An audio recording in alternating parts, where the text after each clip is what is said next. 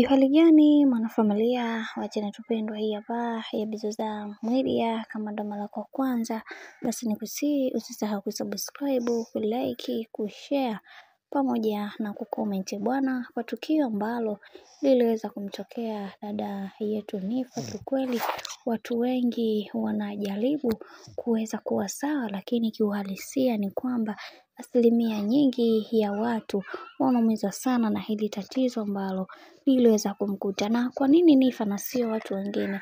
Cha kwanza, Nifa amekuwa mtu ambaye amekuwa akipambania vijana ambao wako na mazingira magumu ya hali ya chini kabisa, na hii ndio sababu kubwa ya watu wengi huweza kuona bibi Nifa ana nafasi kubwa katika kutetea haki za kimsingi za vijana ambao wanaishi katika mazingira magumu.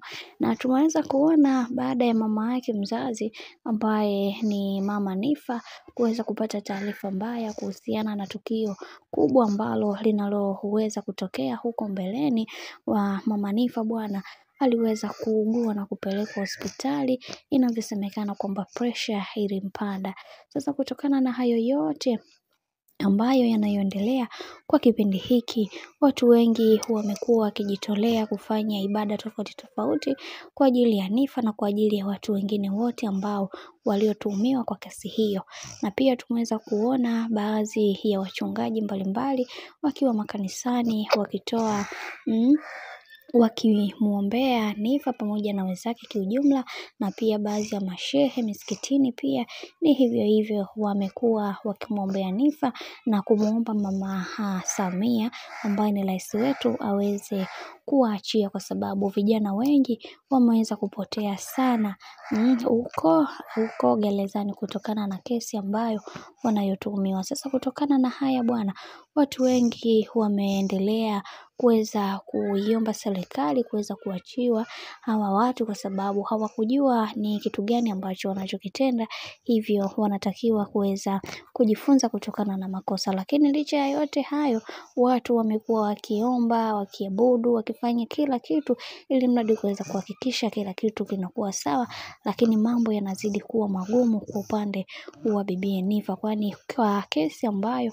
aliyokuwa nayo kiukweli hata mtu unashindwa ni namna gani ambavyo utakavyoweza kumsaidia. Na kama unavyojua kwa kesi yake moja kwa moja angetakiwa kuweza kunyongwa mpaka kufa, lakini mahakama wao bado wanaendelea kusikilizia hii kesi, huenda ikawa na mwisho, kwa sababu watu wengi wanatamani kuweza kutambua ni kitu gani ambacho kitakachoweza kutokea baada ya bibi Nifa kuweza kuachiliwa huru au kuendea kufungwa, huenda kupewa kesi au kupewa ngozo wote. Watu wamekuwa wako kimya sana kwa kipindi hiki, lakini wakiwa wanasubiri ni tamko gani ambalo litakalotolewa na serikali yetu ya Tanzania. Na tumeweza kuona mdogo wake Nifa amekuwa akimpambania sana dada yake ili kuweza kuhakikisha kila kitu kinakuwa sawa katika upande wa financial na mambo mengine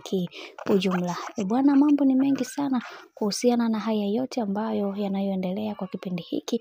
Mimi nataka nikukumbushe kwamba kama ndo mara kwa kwanza kufuatilia channel tupendwa hii hapa ya Bizoza Media, basi nikusihi usisahau kusubscribe, kulike, kushare pamoja na kucomment. Mimi kwa upande wangu sina la ziada, huacha nikutakia siku njema na kazi njema, tukutane next time.